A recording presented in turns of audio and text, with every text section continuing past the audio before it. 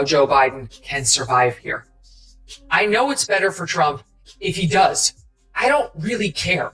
He's not fit. His staff is part of the biggest presidential cover-up in decades. He needs to step down from the presidency, never mind the campaign, for the safety of the country. That's what a big boy would do. Whenever Joe Biden grabs headlines, the odd comedy of American politics shines brighter than ever. Each public moment feels like watching a reel of endless outtakes. His words often land like crossword puzzles with missing pieces, leaving listeners puzzled. Megyn Kelly finds other angles to poke fun at him too, breaking down his actions with sharp precision. Under this unflinching spotlight, Biden sometimes comes across less like the leader who once sat in the Oval Office and more like a highlight reel of presidential slip-ups. Respect for all these guys. I don't have respect for the other side. Joe Biden would never sit for an interview with me. Same as Hillary Clinton, as she was out there saying I was a terrific journalist because I had this contentious exchange with Trump.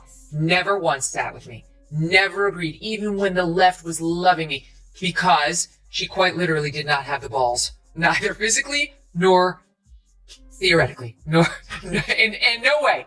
So anyway, there's my little rant about our weak politicians and our strong. Megyn Kelly rarely softens her words when pointing out the obvious. At a time when trust mattered more than appearances, former U.S. President Joe Biden became the very picture of how far the political standard had fallen. Once hailed by supporters as the calm figure who would bring stability after years of unrest, he instead appeared to the public as a leader struggling just to stay steady on stage. Kelly underscores that Biden's presidency felt less like planned leadership and more like a delayed, awkward performance, one where America itself was unwillingly cast in the role of assistant. Oh my God. That's it. That's it, Emily. I mean, I'm looking at my own notes as this unfolded, and here's how they read. So rehearsed, so old, phlegm, needs subtitles. What is he saying? What gives Megyn Kelly's criticism its sting is her refusal to let Biden hide behind the mask of sympathy.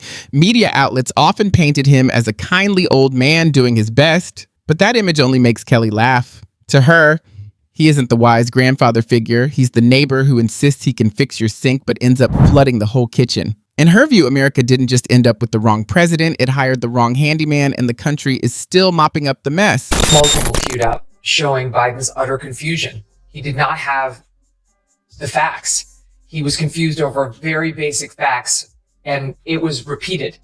Take a listen to this, Sat 3. She pays close attention whenever his speeches are played, yet those famous addresses felt less like clear communication and more like unsolved riddles. Biden's words often strayed so far off track that the speeches resembled meandering documentaries rather than purposeful statements. Kelly describes the whole act as a warped version of political improv comedy. It's not that Biden said nothing, it's that anything he did say left audiences even more puzzled than before he began.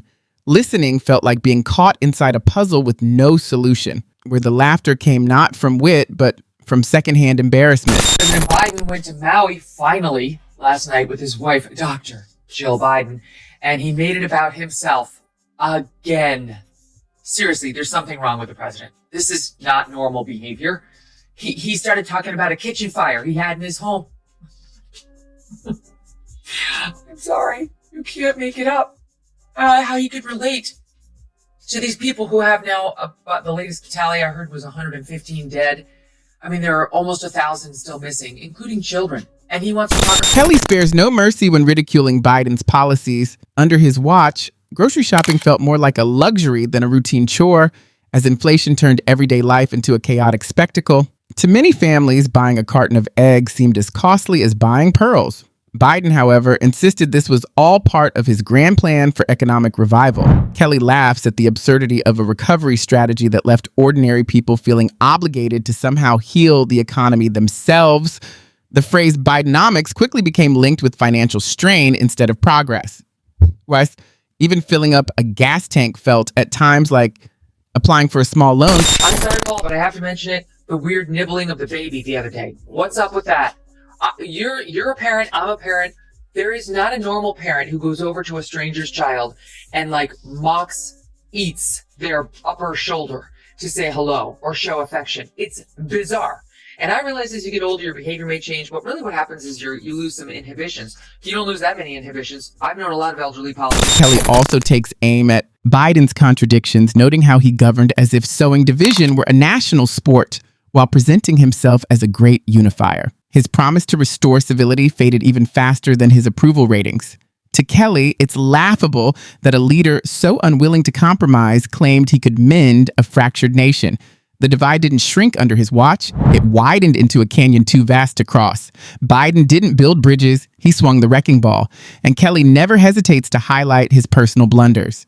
From awkward handshakes to wandering aimlessly after speeches, every gaffe underscored a president more skilled at misdirecting than leading. For many Americans, politics began to feel like slapstick theater. Only this time, the clown on stage held the nuclear code. Last night, he's caught at the White House on camera speaking to reporters. This is from Fox News. We went back to look at the original to see what led to this moment. Asked him about Trump's plan to end birthright citizenship. Do you still believe he's a threat to democracy?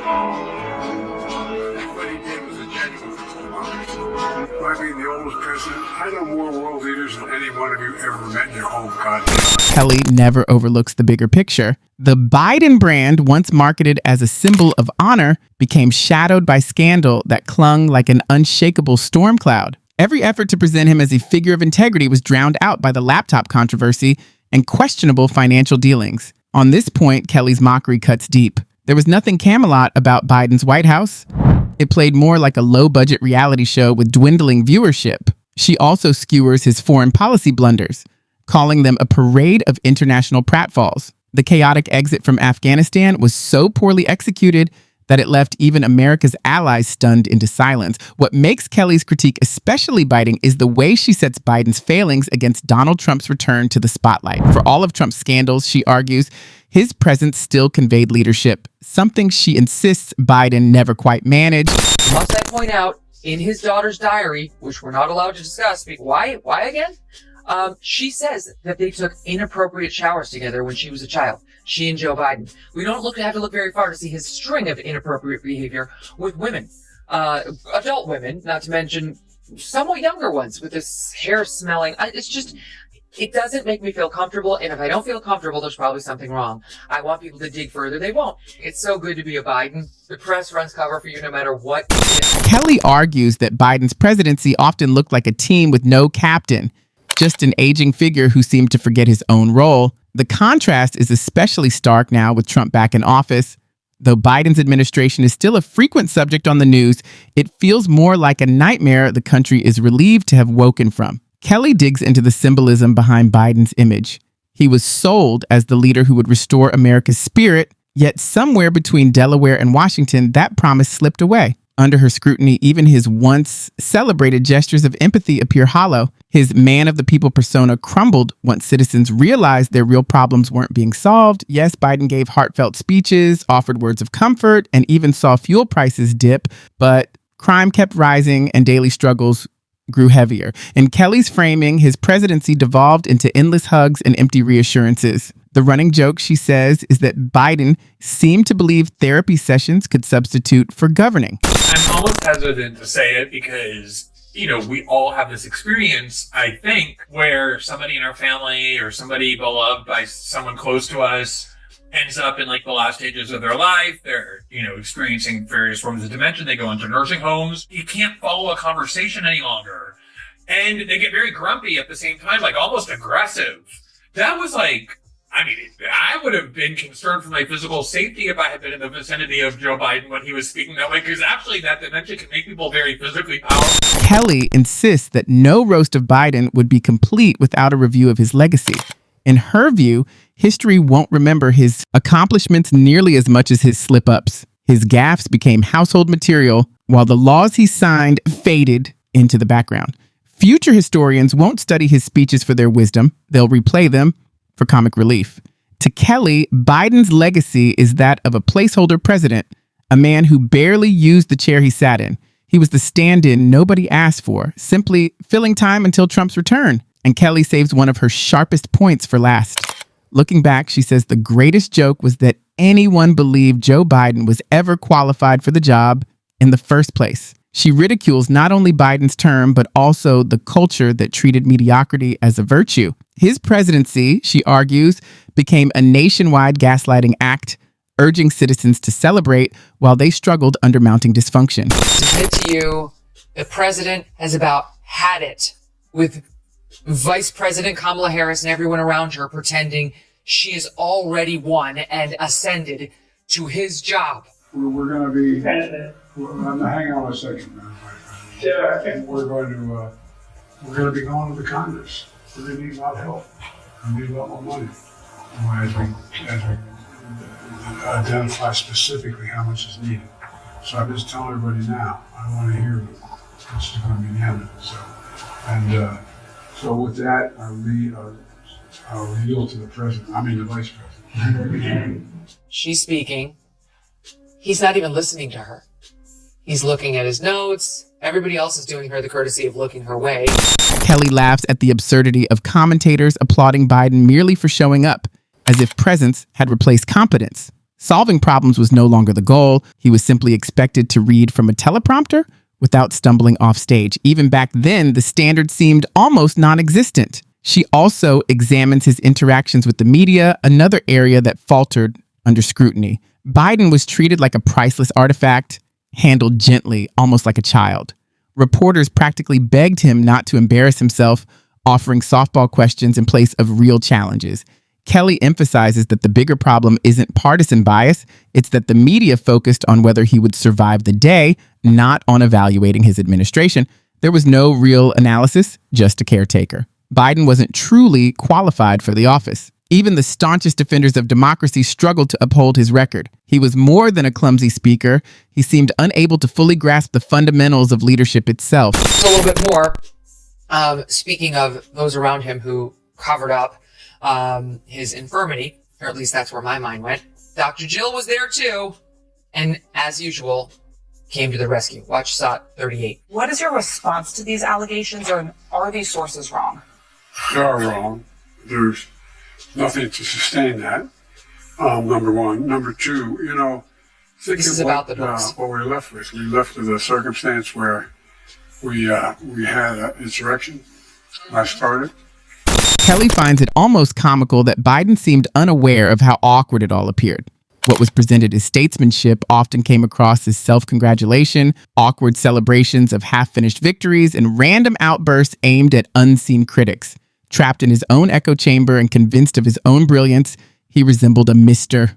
Bean for the modern presidency, according to Kelly. His efforts to appear authoritative quickly became memes rather than serious policies.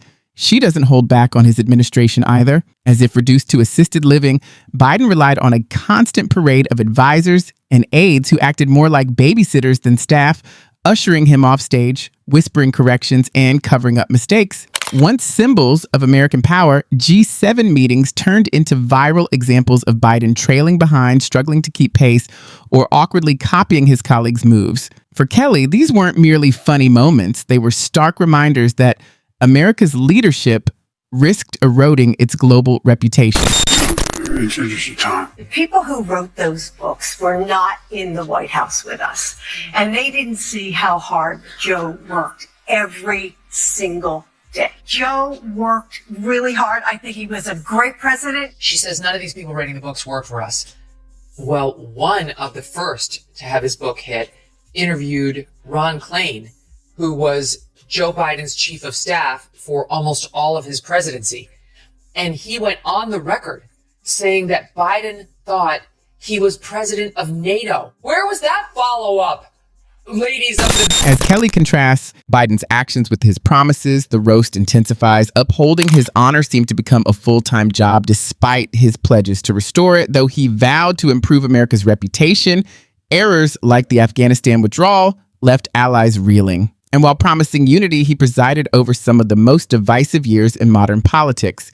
Kelly points out that his grandiose claims often amounted to little more than a long list of excuses. The gap between campaign rhetoric and reality was so wide it threatened to undo his credibility.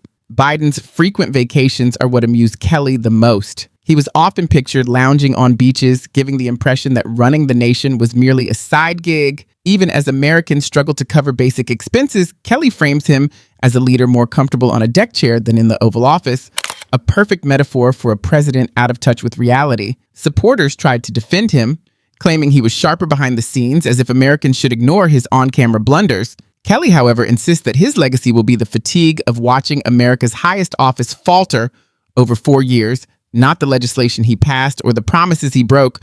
With Donald Trump back in office, the comparison becomes stark. Trump radiates strength and authority that Biden could never match, making him appear even more feeble and inconsequential, a president who merely drifted through his term. Beyond critiquing Biden's record, Kelly's roast carries a cautionary message.